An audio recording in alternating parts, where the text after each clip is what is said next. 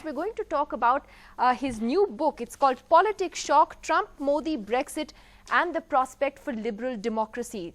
Rather interesting, because what the book really deals with is whether there is space in a post-Trump, in a post-Modi world, as it were, for the liberal order to make a comeback. And it's something that is certainly being discussed in the United States, is being discussed in Europe and in India as well. And let me just ask Lord Desai about this, because you've dealt with Modi's election, then Trump's, the rise of the right wing in France, in other parts of Europe. But let me ask you straight off, actually that trend seemed to have been broken by the recent French elections. So what does that tell you? Well, the recent French elections are very interesting because the main parties collapsed. The two big main parties, the Republican Party and the left, completely collapsed. So in a sense, Macron comes. And Macron is a very interesting phenomenon, almost like a Bonapartist phenomenon. Here's a man who's a leader without a party, and he gets elected because there's despair.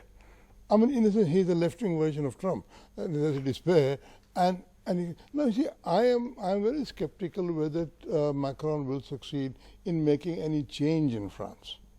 Because if you want to make a change, you need a political party behind you. But that apart, you're quite right. There are, for example, in the British elections, again, the established parties succeeded in consolidating their votes, except that nobody got a majority.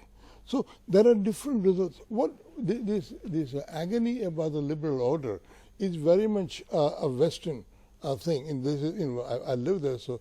But I wanted to extend the argument beyond the North Atlantic. I was saying, listen, let's look at Asia as well. Because Asia has managed, in a number of ways, without the liberal democratic model, to achieve economic growth. It's interesting, though, that you have also made a comparison between Narendra Modi and Donald Trump. And often people tend to do that.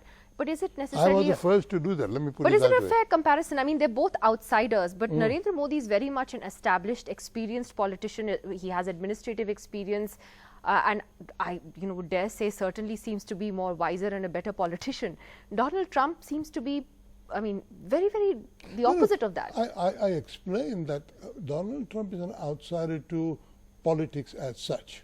He is a businessman, comes into politics without any political background. Narendra Modi is an outsider in cultural terms. Narendra Modi was treated like an outsider when he became candidate.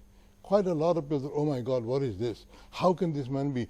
Alarm and despondency. Oh, if this man becomes a prime minister, even within his own party, there were people wishing that he would not win big, because then we can ban him now. So Narendra Modi is outsider both in caste terms. He's outsider to Delhi, outsider to Delhi politics. Outsider to Delhi maybe, but you think caste was the reason that he was an outsider? For first son of an oil crusher to become prime minister. I mean, I don't know who other OBC person would be prime minister in recent history, but I'll have to think about it. I think Manmohan Singh's, being a Sikh, I think the precise calculus doesn't work. But apart from Manmohan Singh, there has not been an OBC prime minister in India. Let's face it, they're all Brahmins. Well, the OBC card, I think, also came out much later, but and perhaps the opposition to Mr. No, he played it. He played it throughout. In the election later. Played it throughout.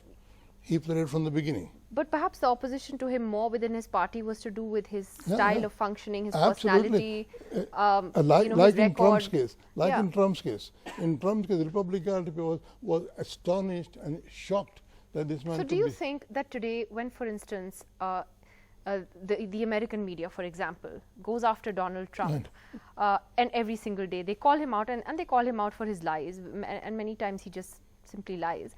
But do you think that they're still disconnected? Do you think he's actually still very popular in his core constituency? That the liberal media isn't getting it? The American president doesn't have to fight state elections.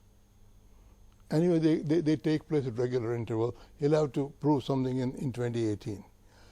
He will be effective if he gets Congress to deliver him, because of separation of powers. Congress has to deliver him part of his program. The American president doesn't actually, except in foreign affairs, American president has very little power to get things done. Now, nobody noticed all these things, that he's now got money for his wall. His Mexican wall money has been approved by Congress. Now, I follow Western press.